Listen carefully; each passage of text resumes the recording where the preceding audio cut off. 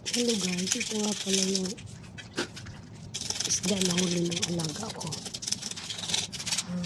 Linisin ko lang bago siya lisin. Dati hindi talaga ako marunong maglinis ng isda, pero nung lumating ako dito sa ibang bansa, yan, gamay na. Ang bilis pa. Hindi pa. Ano rin yung bilis? Paano ko maglinis din yun? Ang bilis talaga pag may gunting. Less hassle. Diba?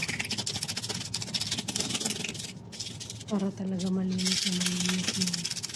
Kaya pang tustos ko ng kaliskis yan.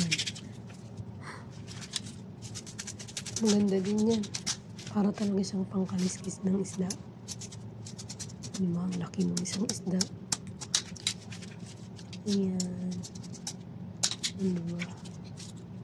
Ang hirap pakunin ng hasang yun. Ang sakit, nakakasugat. Pero salamat sa gunti.